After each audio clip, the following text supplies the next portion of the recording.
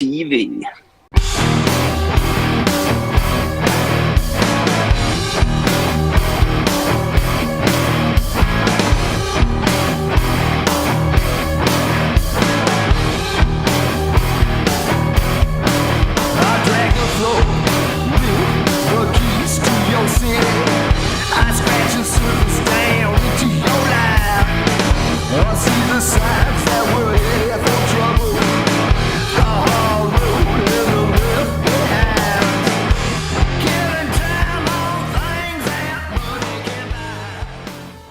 Right back here on Chris Aiken Presents, myself and Mr. Eric Ferentinos. And dude, Ron is just a great dude, man. I mean, come on. Yes. He's a talkative son of a bitch, that's for sure. But never at a loss for words, that Ron Keel. No, and certainly always has everything that he wants to promote right on the tip of his tongue. That's right. He's got that part of the business down. But the metal cowboy.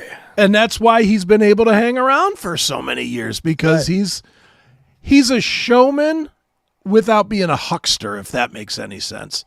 You know, he always promotes his products well, but he doesn't promote it in a way where you're like, all right, shut the fuck up. We'll buy the tickets, you know? Like, so, I mean, you know, dudes, there's some of those guys that do that they just go into plug mode and it's just, all right, our gigs are available over at abc.com and our tickets are $49 and you're just like, shut up. Or some of them don't say anything like, oh, yeah, you know our name. You know where to find us. Just Google us. Just whatever. Yeah, I don't know our website. Just Google us. We're on Facebook and Instagram. I don't know the names. Yeah, all right. You know, but I know one website that I know the name to, Official Stephen Piercy. That's right. The reason I know that website is because that's where I go to find out if my friend Eric is going to be available on Mondays. That's right. You know, that's where I go. And from what I have been seeing over there at the Stephen Piercy website, I've been seeing lots of hints that they're what you guys did at the whiskey may very well be coming to me and to the guy in Montana and the guy in Oregon and the guy in LA. Everybody might be getting a taste of what you guys did at the whiskey. No? That's absolutely what I'm seeing. I mean, I sent you over a little graphic that I saw Stephen post, so I know it's okay to let people know what's going on. Right. He's taking the out of the cellar thing on the road, folks. Nice. So what does that mean? That means that we're going to get better and better at playing that album. Well, how some did of the songs it go? I think it went really well. I mean, the people that were there had a great time. All right, and before we go any further, I just want to say, by being there, we're talking about this big whiskey gig on the 29th of December, right before New Year. 29th, 30th? Correct. This show was sold out. Awesome. Which was days and like a week. I think it sold out over a week ahead of time. It was actually a great weekend for the whiskey. I'm pretty sure Faster Pussycats and LA Guns both sold out their nights too, if I'm not mistaken. So congratulations to all those bands. Sure. And, now, what does the whiskey hold? What does the whiskey hold?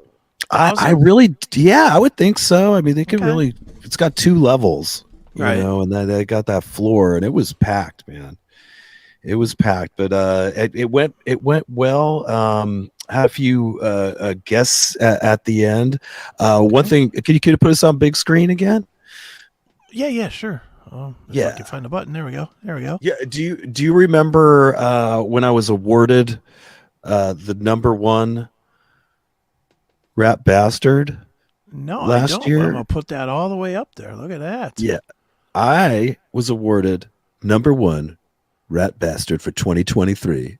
Wow, look at you. Yeah, this was by a really cool fan, Jim Martinez, who came to one of our Canyon Club shows, and I was very flattered that he had made this for me as a fan. And then he was telling me about his son. He has a son, James, who I met. He brought his son to the whiskey show. Okay. and it was so cool to see father and son there. Obviously, they had a great time. His son James brought a gift for me, but he brought this shirt here. Oh, look at that. Let me put that on full screen too. Look at you. Whoa. Wow, very cool. Look at that.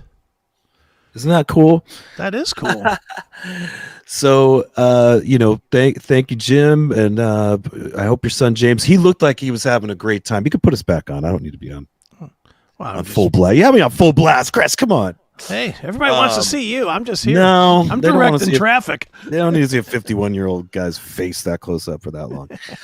I want to thank those guys for being cool fans, and I hope James had a great time at the show. He looked like he did. I mean, he had a smile on his face the whole time. I don't even know how that kid stayed up that late, because we didn't even go on till like 11:30 at night. I was tired at that point, but he was just like, and got pictures with the band after the show, and so it was cool. The whiskey does have all ages. They just can't have alcohol or whatever. They can't leave the floor area or something like that. So that's a cool thing about LA, that younger people can see shows up there. But totally packed. Everything went great. Played Out of the Cellar song for song, and it went well. And I have to give kudos to Steven, who really emceed the whole thing rather well. Okay. I thought he really stepped up for the show. It was seemed, a lot of people were saying how he seemed very happy to be there, and he was excited about this and the success of it selling out. I think it was just obvious, hey, we need to do this everywhere. And let me before you go forward, let me stop here and ask a couple of questions about the set. Okay. Now, you said that you played it song for song. I know we talked, I think, on the last show that we did of the year, that you weren't sure how Round and Round was going to play in. Was Round and Round early, or did you hold it till the end, or where we played it? We played it fourth, like the album. Okay. Now, however, what might have thrown some people off, which we didn't know what was going to happen as far as the band, but I think the night before, Steven made a decision that he wanted to play like 2 or 3 songs before we kicked into the Out of the Cellar set, probably just to make sure all our ducks were in a row. Right, make sure that all the microphone and guitars and all that shit were right before. That's right. I mean, they had like 6 or 7 bands that opened for us. You know what I mean? So by the time we get up there, you got to make sure everything is working. We've had times where it wasn't. The sound, I'm spacing the sound guy's name that worked there. The big dude that works there, he did such a good job that night. We really needed somebody that knew what they were doing up there. And this guy did great. He does a lot of the filming for the whiskey and audio. They have like a little studio up there, up on the second level. It's like its own little room in there to do professional recordings, and he totally stepped up and had us sounding great. So there is professional video of this show that will be coming out, even though there was shit tons of cameras in the crowd. There was a lot of phone cameras, but honestly, that's not capturing how it was. What I mean? You could be seeing one guy's camera and he's just getting one of the guitar players amp super loud. You know what I mean? Because that's not what it sounds like for everyone that was there. Sure. You know what I mean? So it's worth it to when Steven releases the actual show to do a pay-per-view or whatever. It'd be worth it to check that out. But in the meantime, there's tons of YouTubes. But we ended up opening with Sweet Cheater, which I most people probably don't know that song, but it's off of the EP, the Rat EP. And I think what Steven was going for was kind of like, hey, I'm back at the whiskey. This is where I started out. I want to go out and kind of play a couple songs that were huge when I first started playing here on the strip. And that would be the EP, and Sweet Cheater, You Think You're Tough. And then threw a strange one in there. He was like, let's play Nobody Rides for Free. Okay. We didn't even know this was going to like happen. But anyways, we did that. And then people were like, well, what is this? I thought this was going to be Out of the Cellar, but then he's like, all right, it's time. And then, and then the excitement was in the room. Like, people love the Out of the Cellar record in its entirety. Sure.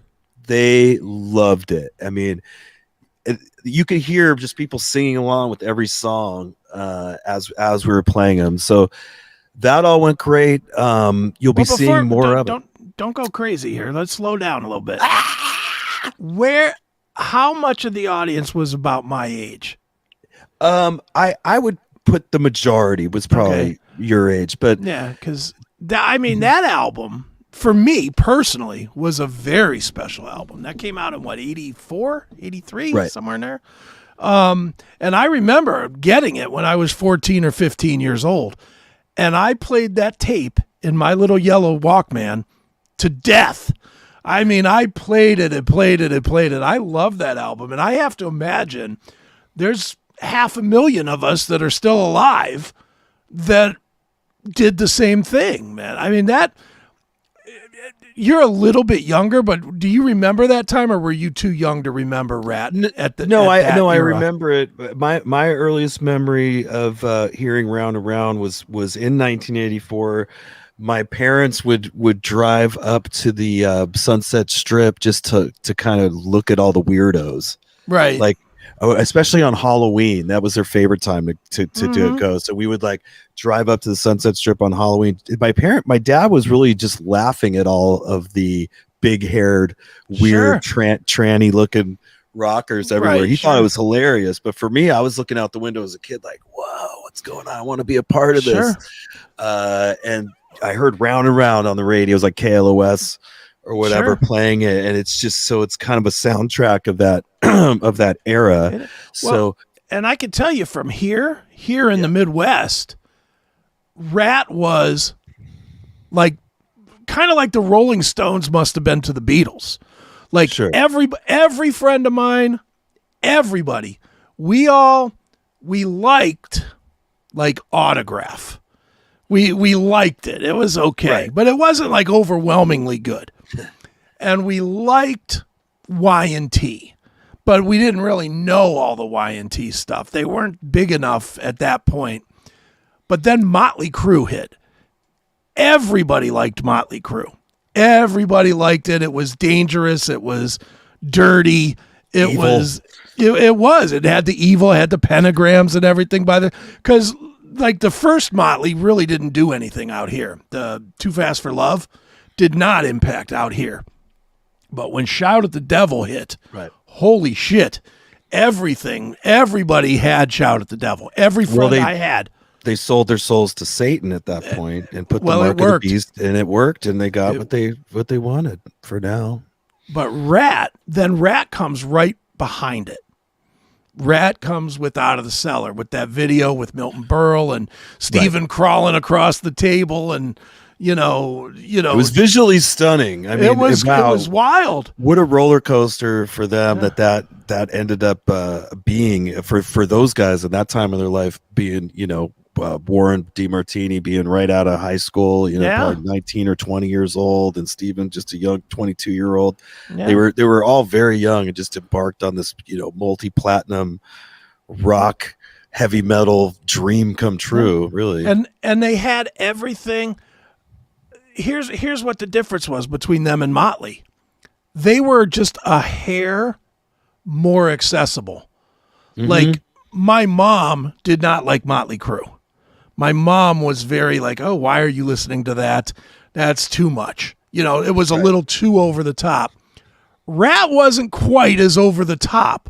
They had rockin' tunes, but they had a little bit more of like a 70s groove to them. And maybe that was just Warren's playing, but they weren't quite as, the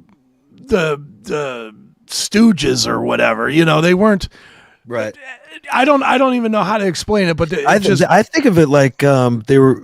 He reminds me of like the Ramones or something. Like Steven was like the Joey Ramone of the heavy metal genre. His voice was unique in that way, not necessarily an operatic singer or anything, but had his own sound and had an attitude, and definitely you never heard Steven ever sing something on record that was kind of gay or no. Well, that was a thing for years. I mean, It wasn't until what, Arcade, that there was ever a ballad out of Steven? Right. There was never everything one. he said had like a swagger, like a almost not a street swagger, but there was something to it that was just very dirty. He was dirty a dirty and rock. macho. Yeah. Here's another song about getting chicks, man. That's what Steven did, and it made him cool. Like, for me as a 14, 15-year-old kid, I know what she wants. She wants money. Yeah, no, she does. She wants money. So we did all these songs that people end up. There's always that guy calling him out. And you're like, shut up. We're not gonna play it's like, that. Shut up, Dick. Yeah. They say she wants money. Scene of the crime. Play scene of the crime. Like, I've never heard that in my life. Yeah. No, but like that was the one thing we did have to end up playing scene of the crime. That's the last song on the record. Right. I actually have more of an appreciation for the song now that I had to like crunch time and learn it. You didn't know that song? Didn't know. No, I wasn't that familiar with it at all. And people love that song. Dude, that's my favorite song on this. Steven's vocal in that on the tape anyway. Right. Is fantastic. That part where you broke the law in the first degree. I don't think that's him singing there. Is it not? I think it was Juan. That sounds like it. Well, I like that part. That part. I don't like that part, but I had to kind of like that part. There's a lot of singing, background singing. Now I have to give kudos to Scott Coogan and to Johnny Monaco. Really nailed those background vocals on that song at the whiskey thing. I was able to do the first part of it. Right. I forgot what the line is now, but I was able to kind of sing that. The rest of it, I was like, ugh. I'm like, I don't feel comfortable enough singing this. It took me this long just to learn it on guitar. Okay. And so I just sang some of the vocals on that song, but those guys really pulled through because it is a big time background vocal song that has like a lot of vocals going on. Those guys definitely pulled it off. Originally because I do play the lead on that song, but I was going to do the intro thing, and I guess I wasn't doing it right or something. And Steven's like, no, and he had Johnny play it, and it worked better. Like him taking the notey part in the beginning and me taking the chords actually worked better. My amp sounded amazing, and it sounded huge. You know, that whole thing when we went into it, I was like, everybody was like, whoa, holy shit. So it worked. And then I still ended up doing the lead on it or whatever. And it actually has that's another song that's got some double lead stuff. So it's another opportunity for us to play together. Right. Some solo. And the crowd loves that too. You know, they love seeing the double guitar thing. So I was pleased to see that he wants to keep this going and actually, hey, it's back in the cellar. We're going to do this. And if it's a success, who knows? Next year will be the Invasion of Your Privacy, Hell yeah. celebration. Well, let's not get ahead of this one. I'm putting it back on the screen for a reason. Know what that reason is? Because I don't see my fucking city on here, dude. Well, this is just preliminary. I think he just put this up and put the next few shows up on here. But we're going to be going, out into the summer. There may even be bigger things happening. But in the least thing that's going to happen for rap fans is you're going to hear Out of the Cellar in its entirety. And then we're even going to play probably another 5 hits on top of that you're accustomed to hearing and don't want to not hear. We're going to lay it down because we know you're in love. Dude, I'm cool, pumped. Junior. I am so pumped to see Out of the Cellar complete. I mean, I've never, as many times as I've seen Rat, which is 15 times, and 10, 15 times, as well as seeing you and Steven a few times on top of that. There's songs in there I haven't seen live ever. Even going back to first time I saw Rat was with Dio. I remember when it was because I blew off my prom to go to it, or homecoming, one of those two. I forget which one, but I blew off to go see Dio and Rat and Bon Jovi. It was Dio, Rat, and Bon Jovi was the show. And boy, you want to talk about a not happy girlfriend. Ooh, that's right. She wasn't happy about that, but that was early on, but that was probably, I think that might have been Invasion. I don't think that was Out of the Cellar. I think that was Invasion of Your Privacy. Right. So I would love to see some of these tunes that have not been, Scene of the Crime being one. I don't think I've ever seen Scene of the Crime played live. So this was I'm solid. pumped. The album itself is a great concert in itself. So for us to, when we're expected to play an hour and a half, we can easily play the Out of the Cellar record, and then Rat has so many hit songs. That we could still do the Way Cool Juniors, You're in Love, but the Lay It Downs, and all this, other tunes that we have off the other records that we do. So it's just great all around, and I'm glad to see that we're taking the show on the road with this. Hell yeah. Does that mean that we're going to not hear Smash or View to a Thrill for the next year? Is that kind of what we're saying? Probably not right at the moment, though. When he re-releases those solo records, I could see us to promote it, playing one of the songs live. I wish we would play at least one, because it is the View to a Thrill like lineup, and Scott Coogan, Matt, me, you're getting the guys that played on the record there. We should play at least one of the songs, but this was Jason's idea to do the Out of the Cellar, and it was a good idea, because you do need to kind of do something different. I mean, there's a lot of bands from that era that are guilty of doing what we were doing, which is playing the same songs for year after year. Mm-hmm. And you got to do something a little different to get people to come out at some point. Well, because everybody sees it. I mean, everybody.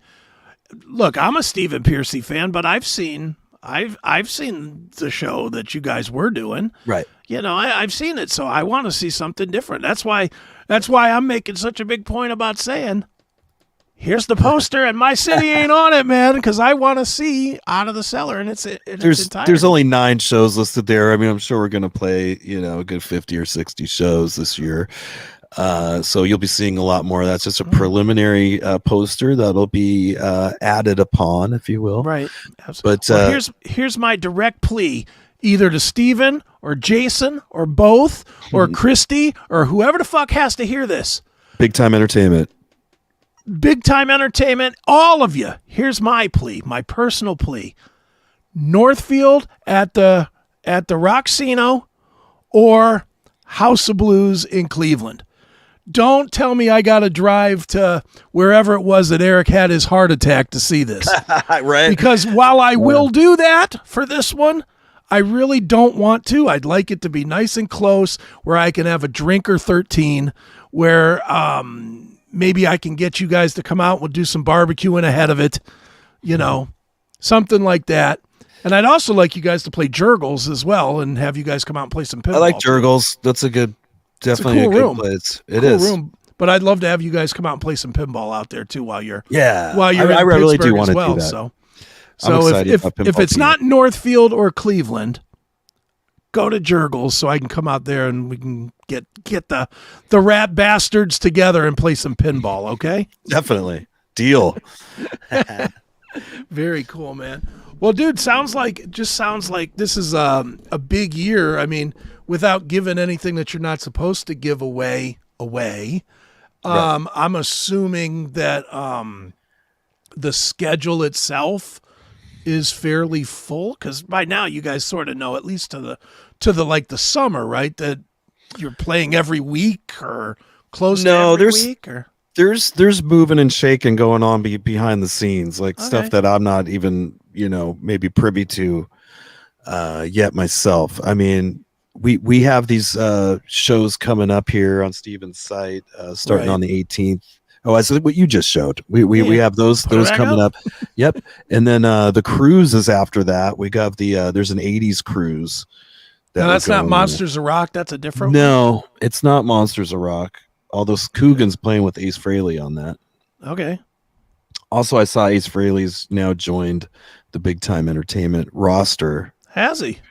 Yeah. But anyways, we don't discuss that.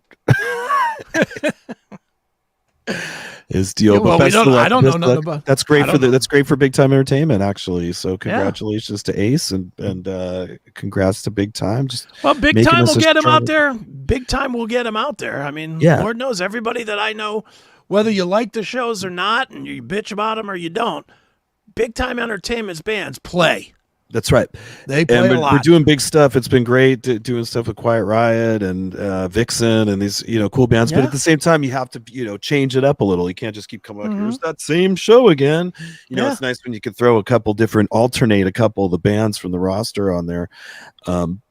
So, kudos to Sullivan and hell yeah. Yeah. And good for them. So, well, I mean, it does sound like things are moving forward, so that's good. So, and things are moving forward here on Chris Aiken Presents as well. We've got, you and I have been scheming. It seems like every time we talk, there's like, we could do this and we could do that, and we do have some good stuff going on. We're definitely gonna get better guests this year. Not that the other guests were bad, but we're going to do it a little bit different, I think, because Eric doesn't want to do as many interviews. I'm never going to stop doing interviews. Talk to my manager. I don't do interviews, man. That's right. You're too big for the interviews now. So, but the reality is, and I don't think you mind me sharing this, really, is that there's a lot of research that does have to go into doing the interviews. Exactly. And with you on the road, you don't have time to do it. No, quite honestly. You've always asked me that. Since I started, since you hired me on the show. I didn't hire you. You're a partner on the show. I don't get paid for this. No, I'm kidding. You would send me some instructions like, okay, here's the band, here's your research, and here's the music, and be whatever new death metal band. I was like, God, I would just fake it because I don't have time to see it. I'm doing my own thing, and time becomes so much more precious as I get older. It's like the hourglass is running out, and I'm having to do all these things I wasn't doing before, and it's almost a disservice. It's a disservice to these bands that are coming on to promote when I'm just a goofy idiot who knows nothing about them. It's faking it, and I'm not a fake. You're not fake. No, I'm not fake. And you do the research, these bands, and what we do here is a good thing, promoting music, even though we might make fun of some people here and there. I've been made fun of. I have the right to make fun of people. Everybody's been made fun of by me. That's right. Made fun of by me. You hated me at one time before you left me. Neely and Chris were on my shit list, but I got to see where they were coming from and understand them a little better, and they were funny and it was entertaining, and they are a platform that's keeping it alive and promoting the new music, and they're your friend. I mean, it's weird when people don't look at it that way. Can't force people how to think, what I mean? But I could tell you that some feathers have been ruffled in the music biz, and I could tell things are a little weird between some people and me. I don't think it should be that way. I think they should be happy to be on our show or come on it or not come on it. Well, be a guest on too. It. That'd be fun. That'd be fine too. As long as they're watching, I don't care. As long as we get come on it, just don't shit on it. Yeah, there you go. Perfect. But here we are doing God's work, promoting His creations of music and bands, and we're going to continue doing that. It's a good thing. Oh yeah. That's it. That's it. Well, I think we've given them enough, my friend.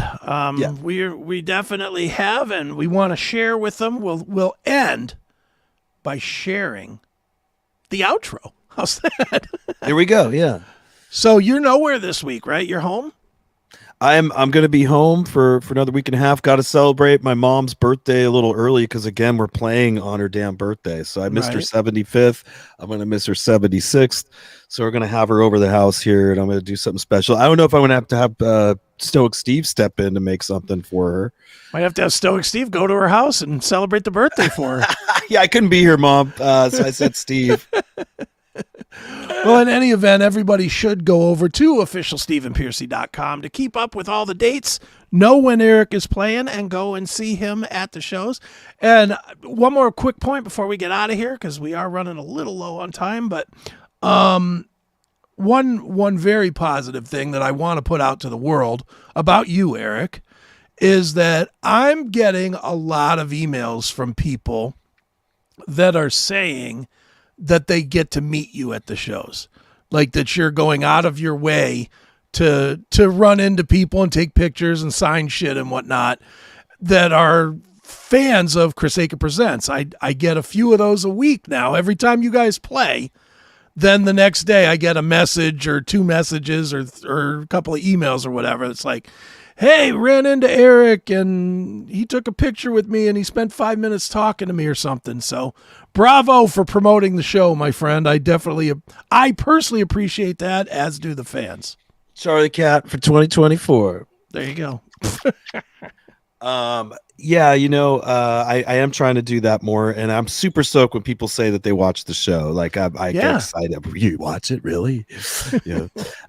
So thank you to everybody for your support. I'm waiting still on the picks. They must have been busy. You and I talked about that, but they usually said 2 to 3 weeks for delivery after you pay for them, and it's been a month. And I did email and I didn't hear back, so I don't know. Well, maybe when they come, we'll get them on the website. Yeah, and, they'll be here eventually. Absolutely. All right, let's get the fuck out of here, man. We will be back next Monday. Not sure who the guest will be. I'll let you guys know online. But until then, for Chris Aiken Presents, I am Chris Aiken. I'm Eric Ferentinos. And we will see you guys later. See ya.